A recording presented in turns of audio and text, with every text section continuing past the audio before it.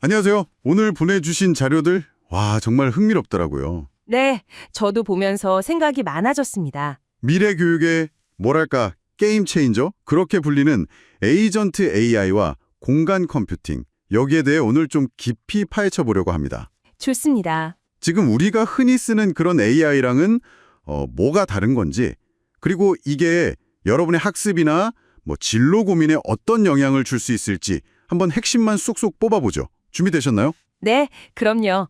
보내주신 자료들을 보면 이 두 기술이 그냥 신기하다 이런 걸 넘어서요. 현재 교육 현장에서 겪는 어려움들 있잖아요. 예를 들면 고교학점제 도입 후에 진로 상담이 더 복잡해졌는데 이런 문제들이나 아니면 대학 교육에서 좀 더 생생한 경험을 원하는 요구들 이런 것들을 해결할 수 있는 실마리를 제공한다는 점이 중요해 보였습니다. 아, 맞아요. 고교학점제 이야기 나왔네요. 자, 그럼 가장 먼저 궁금한 건 이거예요. 에이전트 AI. 우리가 챗GPT 같은 생성형 AI는 이제 좀 익숙한데 이거랑은 확실히 다른 건가요? 아, 네. 그렇다고 할 수 있습니다. 그 생성형 AI가 주로 주어진 질문에 답을 생성하는 좀 반응적인 역할에 가깝잖아요. 네, 그렇죠. 물어보면 답해주고. 네. 그런데 에이전트 AI는 여기서 한 단계 더 나아가서요. 스스로 목표를 세우고 그걸 이루기 위해 계획하고 실행까지 하는 그런 능동적인 주체라고 보시면 돼요. 스스로요? 계획하고 실행까지? 네. 자료에서도 그래서 인지 능력, 자율성, 또 지속적인 상호작용, 목표 지향성 이런 걸 핵심 특징으로 꼽고 있죠. 기존 AI가 가진 한계, 예를 들어 맥락 파악이 좀 부족하다거나 스스로 뭘 추진하지 못한다거나 하는 점들을 넘어서려는 시도인 거죠.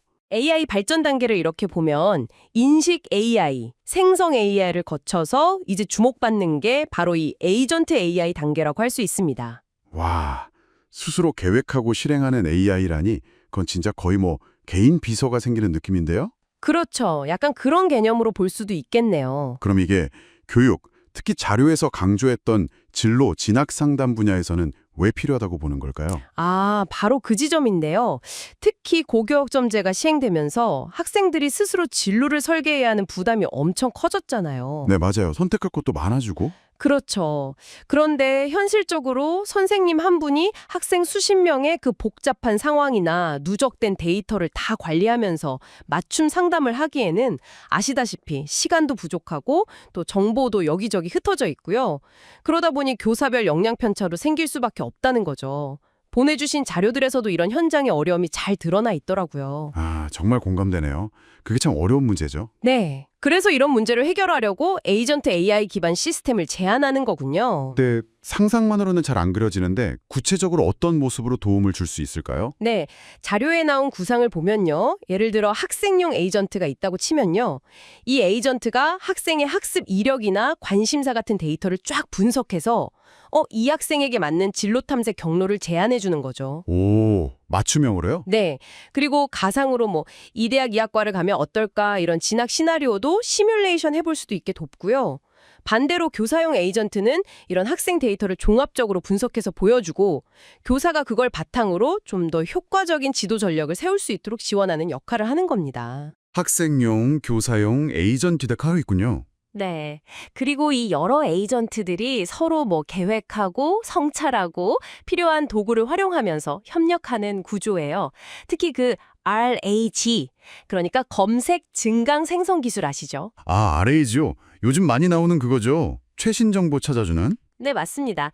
그 기술을 활용해서 좀 더 믿을 만한 최신 정보를 제공하고 또 데이터베이스랑 연동해서 관련 정보들을 체계적으로 관리하는 그런 방식입니다. 와, 정말 똑똑한 조력자가 옆에 있는 거네요. 알겠습니다. 에이전트 AI 얘기는 이쯤 하고요. 이번에는 우리가 배우는 그 공간 자체를 바꾸는 기술, 바로 공간 컴퓨팅으로 넘어가 볼까요? 보내주신 자료에선 이걸 또 몰입형 학습의 열쇠라고 보던데요. VR, AR 이런 거 활용하는 거죠? 네, 맞습니다. 그 공간 컴퓨팅 기술이 바로 몰입형 학습을 가능하게 하는 기반이 되는데요. 여기서 말하는 몰입형 학습은 단순히 그냥 VR 화면을 보는 걸 넘어서 가상 환경 안에서 사용자가 직접 상호작용하고 체험하면서 배우는 그런 방식을 말해요. 직접 해보는 거군요. 그렇죠. 특히 이게 왜 중요하냐면 현실에서는 하기 위험하거나 아니면 아예 불가능하거나 혹은 너무 비효율적이거나 그것도 아니면 비용이 너무 많이 드는 그런 경험들이 있잖아요. 네, 뭐 예를 들면 위험한 화학 실험이라든가. 맞아요. 그런 것들을 가상 환경에서 안전하고 효과적으로 해볼 수 있다는 게 아주 큰 장점이죠.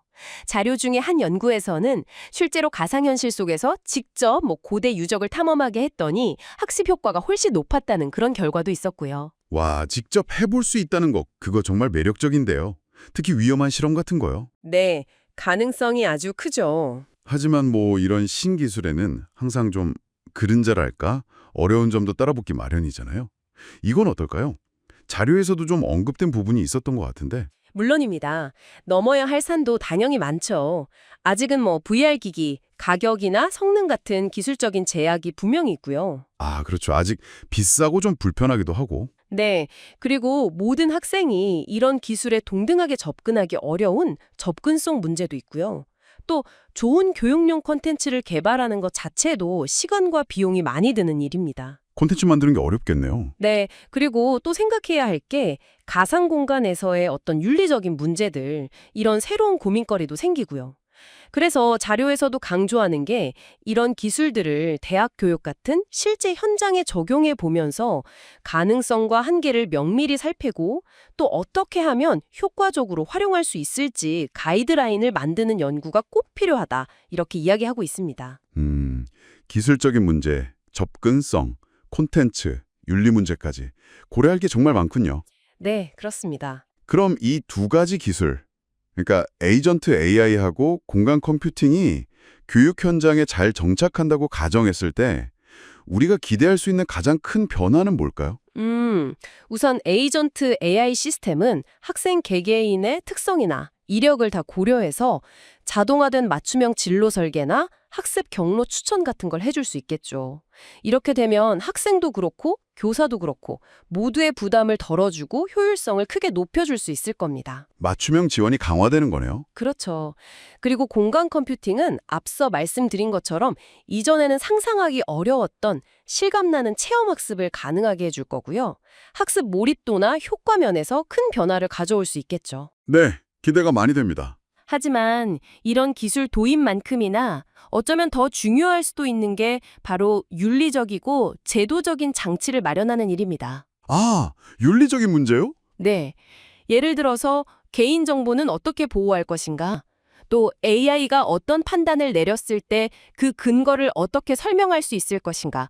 XAI, 설명 가능한 인공지능, 이게 중요하고요.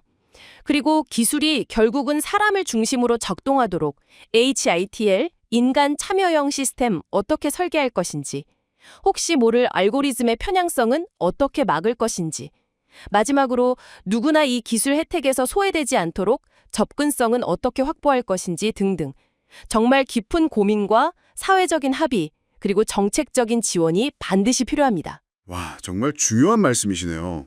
기술만 앞서가서는 안 된다는 거죠? 네, 균형이 중요합니다. 오늘 여러분께서 보내주신 자료 덕분에 에이전트 AI와 공간 컴퓨팅이라는 이 두 개의 큰 날개가 교육을 어떻게 바꿔나갈 수 있을지 꽤 구체적으로 그려볼 수 있었습니다. 정말 똑똑한 학습 파트너부터 현실보다 더 현실 같은 학습 환경까지 가능성이 정말 무궁무진해 보입니다. 네, 그렇죠. 하지만 동시에 기억해야 할 점은 기술이 주는 편리함이나 효율성 못지않게 이것이 교육 본연의 가치, 그러니까 인간적인 성장이나 소통 같은 것들을 해치지 않도록 그 균형을 잘 잡는 지혜가 필요하다는 겁니다. 기술은 어디까지나 교육을 돕는 도구일 뿐이니까요. 맞습니다. 기술은 도구일 뿐이다.